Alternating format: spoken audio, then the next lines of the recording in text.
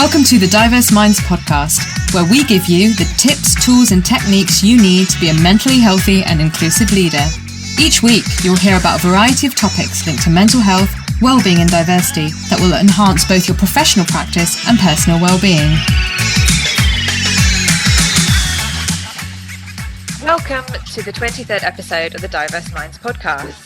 And with me today to talk about LGBTQI History Month is the wonderful Michelle Codrington Rogers. Michelle is a teacher of citizen. Hi, Michelle. Michelle is a teacher of citizenship at a large school in Oxford. As a first-generation UK-born Vincentian bred, she's proud of her family and cultural heritage. Michelle is an active trade unionist and was the first full-time Black students officer for NUS. And that's how I know Michelle. I met her and it was a brilliant and inspiring experience, and I'm so pleased that we've managed to keep in touch. Currently, Michelle is representing 3,000 plus teachers across Oxfordshire for NASWT, the Teachers' Union. Michelle was elected as a National Officer of NASWT, the Teachers' Union, in 2017, and will become the first known Black president in April 2020. Huge congratulations. Thank you. She has a chapter published in Rose Must Fall, The Struggle to Decolonise in the Racist Heart of Empire. And I'm pleased to say that I know a lot about the decolonisation Rose Must Fall campaign, and it's very, very valuable. But hopefully we can pick up about that in our conversations. So a huge welcome, Michelle. Hello, and thank you for having me. You made me sound really good there, so no, thank you. You are really good. So is there anything else you'd like to tell the listeners about what you do? So in particular about your teaching journey, your career leadership journey in teaching, and your work in the liberation movements? Well, I guess it's just that I've kind of fallen into this activism.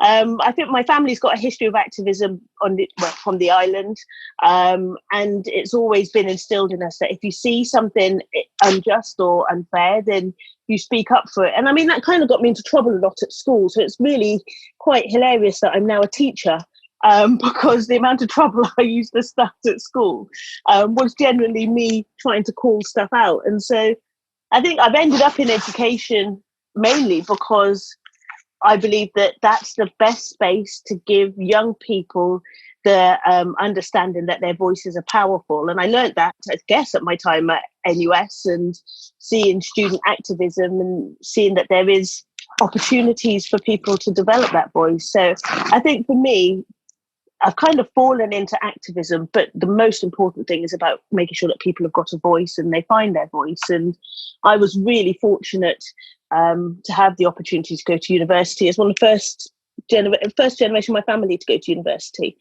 and have that space to develop that voice. And a lot of our young people from our communities don't have that chance to. So I think that's pretty much me, really.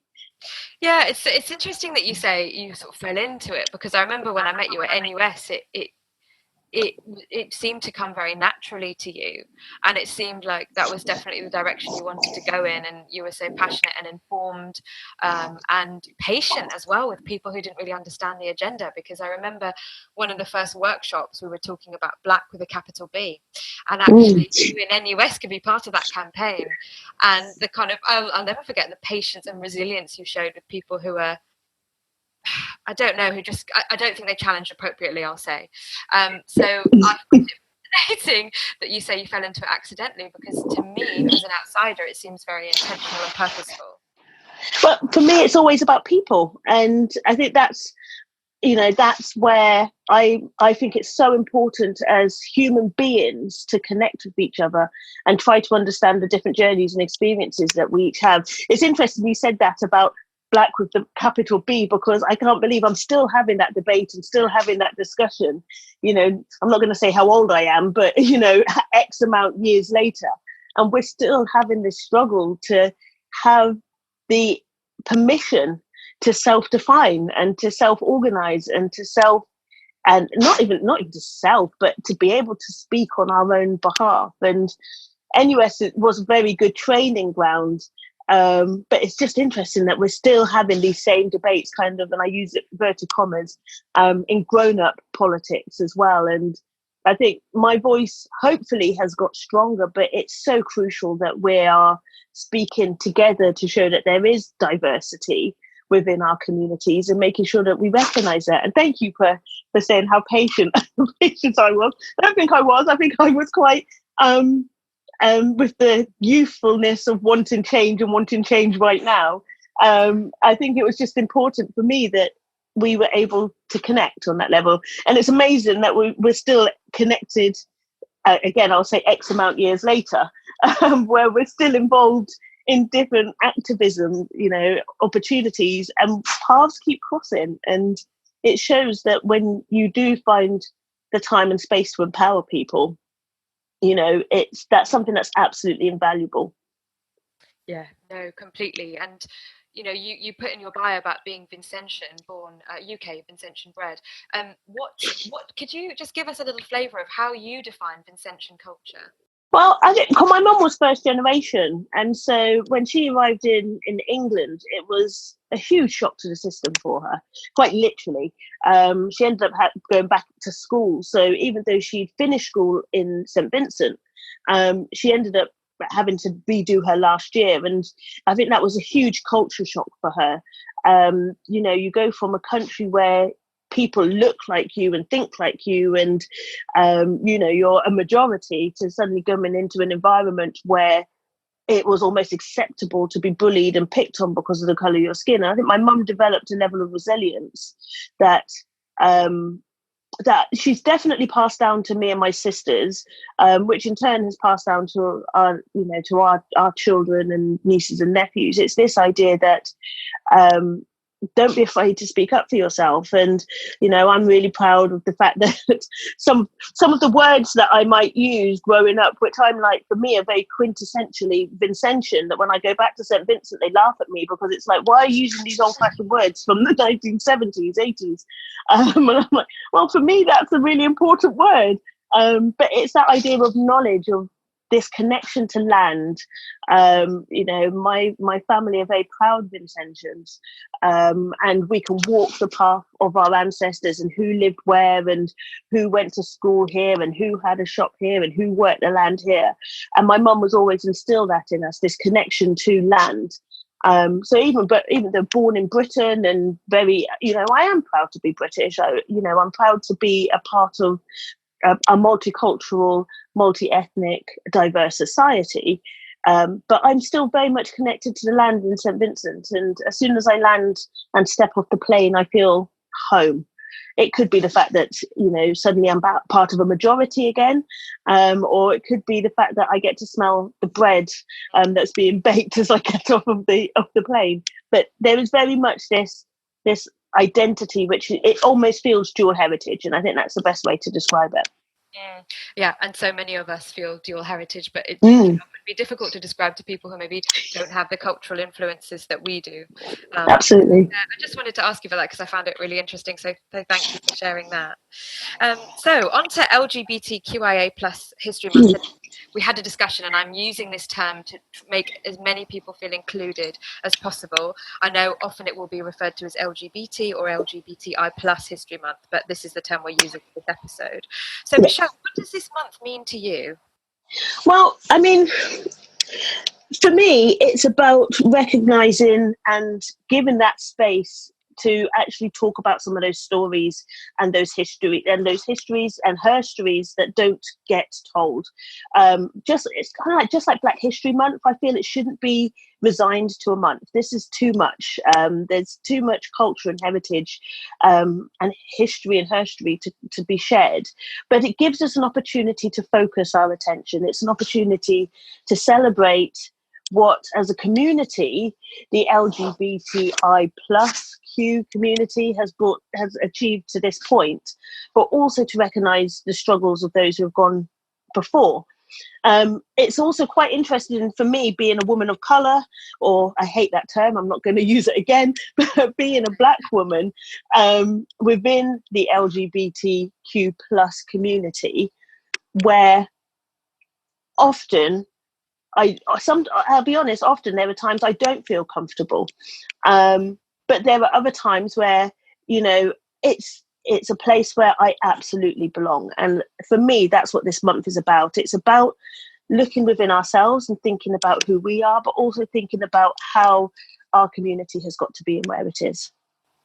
Yeah, so very much around the parallels. And when I've talked to guests about Black History Month, there's a mix of opinion around why is it just confined to a month, hyper visibility, and actually it needs to be, this all needs to be 365. It should be, quote unquote, again, you're not going to like this term, but people business as usual, aka understanding as always. So are there any, so as part of NASWT and the other unions that you might work with, what are some of the events going on? How are you going to be celebrating LGBTQIA+?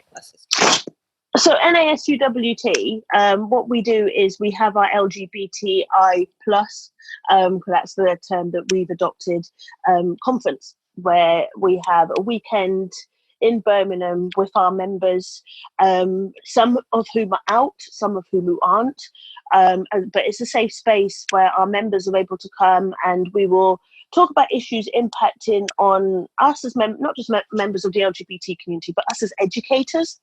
And it's an opportunity, I guess, again, for us to be reflective and to think what influence we can have as educators in schools, primary right up to tertiary to FE, what influence we can have not just on the curriculum, which is a hugely important part, but also what influence we can have on the children and young people who are sitting in front of us, whether that is to give a sense of empowerment to the children who are identifying with the community, whether it's trying to identify who they are, where they fit within it, or whether it's children who have no contact and no understanding.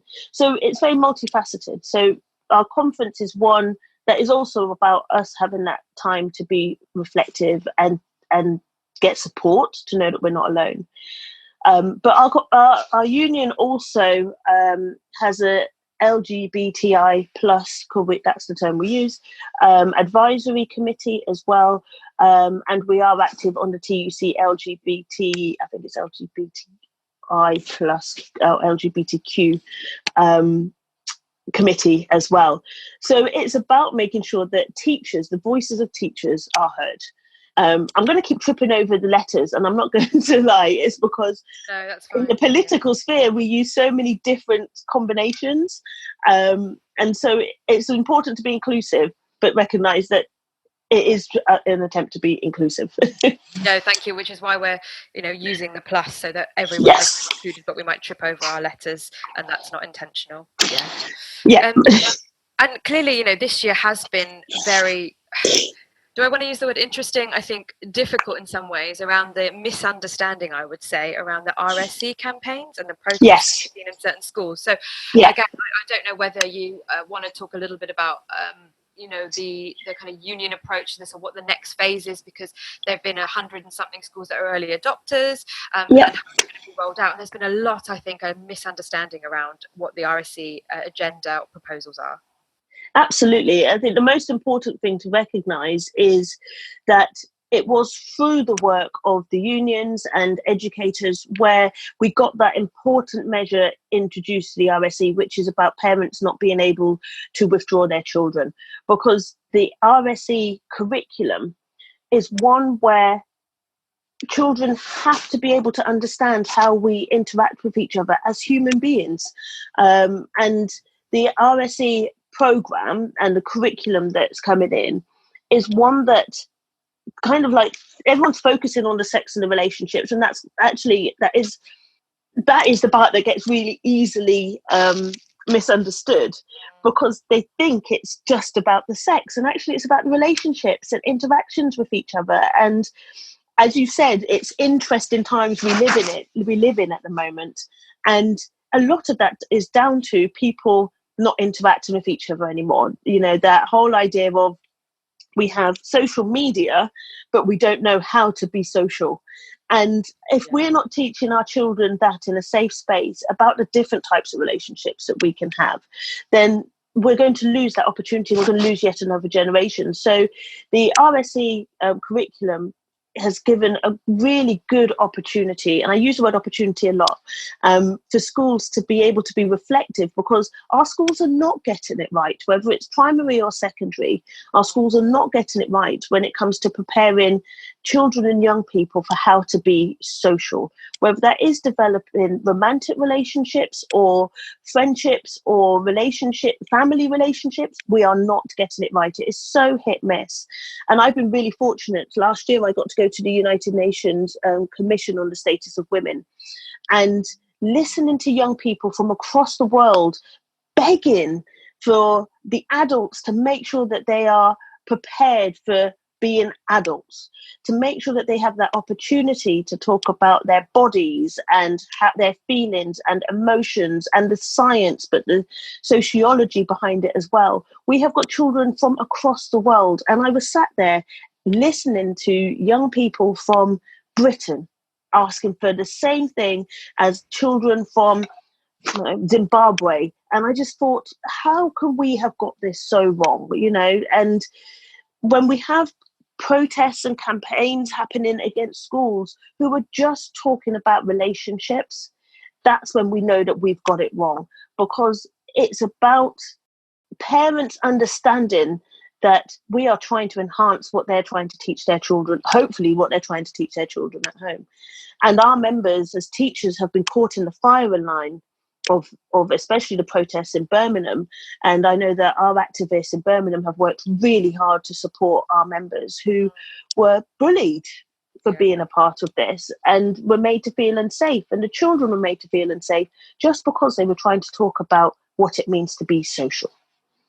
And that's the other thing, and I'm a school governor, and I think what I find frustrating is that the biological elements of sex, the really biological elements of it are taught in the science curriculum. So as you say, this is about understanding relationships. And also, if we don't create a safe space, we as in society, then people are just going to look on their phones at the various websites that are miseducating. Absolutely. And so I find it, I just wanted to pick up on that, because for me it's been eye-opening and also quite scary. And I'm not a parent, and yet I'm really worried. I'm child-free by choice, but that it's not about whether you've got children or not. It's about, like you said, society. And if people are calling out for it, we need to respond to that.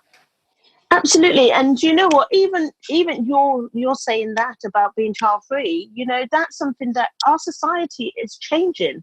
Our relationships with each other are changing, and we need to acknowledge that, that attitude and that understanding that the world was in the 1950s with mum, dad, 2 kids, a dog, picket fence. That world does exist for some people, but for a lot of our community, the people we come into contact with, that's not their reality. And now we're talking about it. Now we're giving that space to understand and to interact with the society we're in today, rather than this dream world that existed in the past. Actually, we have to understand that. And the worrying thing that I found, and you say about the science curriculum, there's been so much curriculum change over the last few years, thanks to interference by government, that actually schools are stripping out certain parts of the curriculum and presuming that other subjects are teaching it. And there's a realization to come that actually everyone's presumed that other subjects have been teaching it, and they're going to realize that nobody's been teaching it. And this is how we've got into this problem, because we've had a lot of over interference in what we should be teaching to young people. Yeah. Yes. So yeah, the holistic picture. And I think the point here really is for parents to ask questions, professionally, appropriately, but people need to know, and to ask your school what they're doing and to find out what the plans are. You don't have to sit back. You can be, you can shape it in a way by being a parent. You're a stakeholder in schools. So Mm-hmm. I thought that was an important point to make. So moving on to workplaces then, and we've seen, I think year on year it grows. Barclays has sponsored London Pride. And we see cash points going rainbow coloured. It's brilliant to raise awareness. But my question to you is, what could workplaces do? And I'm thinking workplaces across the spectrum, every sector, to celebrate LGBTQI A+ History Month impactfully in your according to you. Well, I'm not going to pretend I'm an expert, but this is definitely conversations that I've been having with a number of different quarters, which is that idea of when is a company trying to basically get some of that pink shade and trying to use it to tick the box for corporate social responsibility, and what are they actually doing? And it has to come down to the policies. It has to come down to the policies and how they're applied. It's not about having a rainbow for a month and having rainbow cups or, having the rainbow flag flying outside of your building. It's about what actual policies do you have? How is that reflected in your family-friendly policies? How are you giving people time to, I guess, just kind of to be treated equally? I think that's what it absolutely comes down to. And I think that's where companies need to be essentially stepping up. They need to be reflective, not just throwing money and saying, right, we're going to sponsor Pride, but actually thinking, what are we learning? What's the message that we're learning for? What is the equality that this community is asking for? What is the visibility that this community are looking for? And they also have to, I've used the word resilience already, but they also have to be resilient and understand that there will be people within the community who will treat them with suspicion and will treat them with kind of hesitancy, going, oh, look, they're back jumping on a bandwagon, and they have to show a commitment. I think that's, for me, that's what I would expect workplaces to do, is to review their policies, make sure that they are about treating people equally, but it's also about making sure those policies are put into place as well. I mean, that's a typical trade unionist answer, I think, but it is very much that, you have to have the paperwork and you have to make sure everyone's trained to understand it and to make sure it's put into place. And also in reviewing those policies, would you say working with your trade union reps, if you've got them in your organisation, but also working with your employee resource groups or staff networks? Absolutely. And it's about making sure that you have that that two-way channel with your employees and with the people who are doing the work on the ground. Make sure that they've got a voice so that they're able to feed in. Trade unions, absolutely, because we provide the opportunity to make sure people are trained and people are given an access to networks that they have outside of your workplace, where they're able to bring back examples of good practice and opportunities to work together. But also it is about having those networks of your employees so that you can stay focused on what it is that your business or company or organization is trying to provide. But it is definitely about listening to what your employees want and need, and not being afraid as well to work with others. So working outside of your industry, working outside of your specialism, kind of be a leader in working with others. Yeah, which sometimes I think people do find a real struggle and challenge, don't they? So absolutely. Yeah, so maybe think about what ways partnership would be beneficial and not a threat to your business or your ideas, even though I don't think like that, but a lot of people feel quite territorial. Yeah, I mean, and one of the things that I'm going to big up my cousin here, because my cousin in Canada, one of the things he did was he pulled together this conference to focus on LGBT equality in the workplace and brought people from different sectors and different industries together as an opportunity. They weren't all LGBT members of the community. They were people who wanted, or companies that wanted to see how can we be reflective. And it was a huge success. It's that opportunity to come together and share ideas. And we're losing that as we get more, I guess, I hate to say it, more corporate and protectionist in our businesses. But actually, this is the opportunity for companies and businesses and organizations to work together. Yeah, absolutely. And what about any sort of fun events? So are there any events that you're looking forward to going to? Celebratory events that you think, yeah, this really worked, or things you've been to that really worked? I'm publicly apologising to my family, who for the last 3 or 4 years have basically, when Pride season starts, we are spending almost every other weekend at Prides across the southeast, because we were really proud at NASUWT. We reinvigorated our Pride committee, and myself and my colleague Gary, we ended up basically going to pretty much every Pride in the southeast region. We got expert at carrying boxes across muddy fields, and actually it was a really good chance for not just us to showcase what it is NASUWT does to support teachers, but also an opportunity to talk to young people and kind of say to them, yeah, you do realise you've got you've got LGBTI teachers in your school, and the kids always go, oh yeah, such and such and such and such, or they'll talk about some of the issues they're having at school. And it was a really good chance. So yeah, we used to this year, because my role has changed slightly, and therefore I've had to manage my time a bit more. But the Pride events across the Southeast, definitely up there. NASUWT used to be a sponsor for London Pride, and now we're sponsor for Black Pride. We sponsor and active at Manchester Pride, Birmingham Pride. One of the good things is that we get an opportunity to kind of tour the country and go to the Pride events and have that space to connect with our members. So yes, I look forward to Pride season. Okay. Fab. So get involved in Pride and think about workplaces think about sponsoring Pride or sending your staff network. If people want to get involved with the local Pride planning, you could give them some time off to be part of those committees if that's what's required. Absolutely. And that is quite a meaningful thing to do. And your point about Black Pride, that brings me on to my next question, which is, how could LGBTQIA plus History Month be made more inclusive and open to all communities? And often people have said, why is there a Black Pride? Because in some circumstances or contexts, particularly I know in workplace events, sometimes it can have a very monocultural feel, and Stonewall have talked about this, how it's LGBT, but there's a capital G and all the other letters are in lowercase. So again, I just wanted your take and thoughts on that, about how we can think about the intersectionality.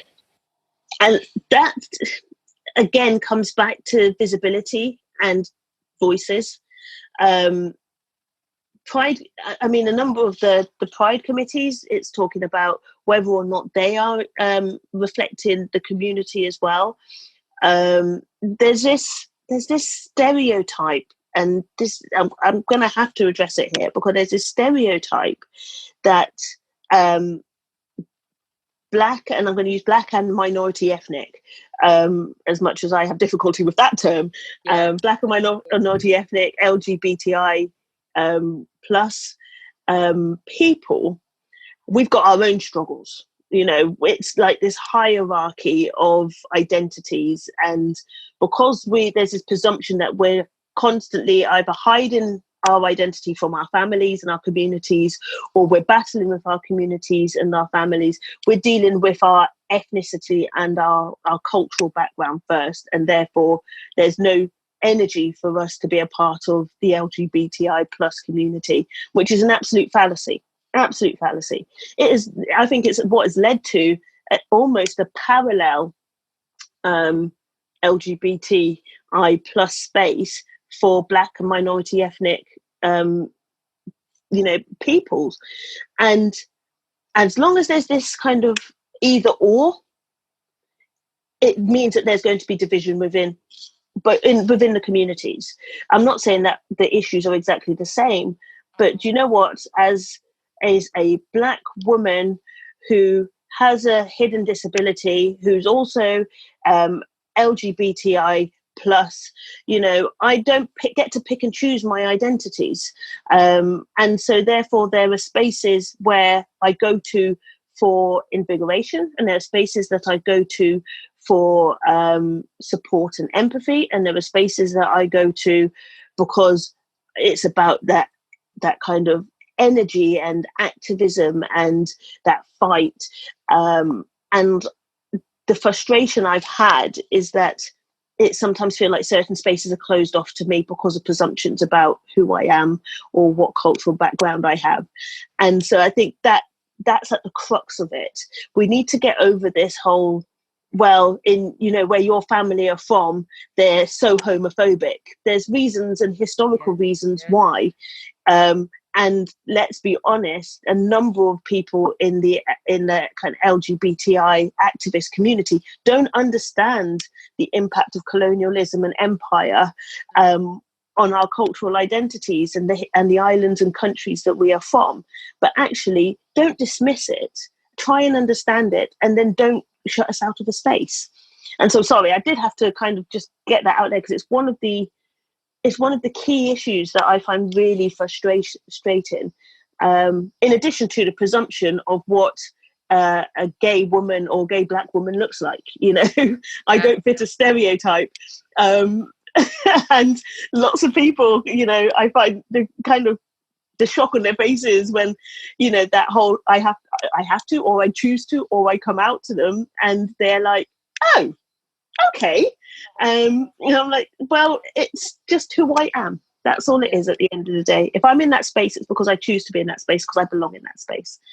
Yeah, and so again, we talked about this, Sarah Daisy, actually, in terms of body image and what people expect and what's put on people, and again, the assumptions that people make about certain communities and who belongs and who doesn't belong. And it's fascinating in the Asian space as well, obviously, and Asian is a huge term, so lots of communities, and then you've got colonialism as well, and and again, I really value organizations like Hidya and Muslim LGBTQI organizations, do some really interesting work, and yet they're all sort of brushed with the same brush around, well, poor you've got to do this because, so the pity model is not helpful. And you mentioned hidden disability as well, and thinking about when I talked with Kate Nash around pitying and assuming, and it's not about that, it's just saying, all right, cool, what do you need, what policy change do you need, what practical change do you need, let's do it. I don't need to know the ins and outs of your sexual life, how you came out. That's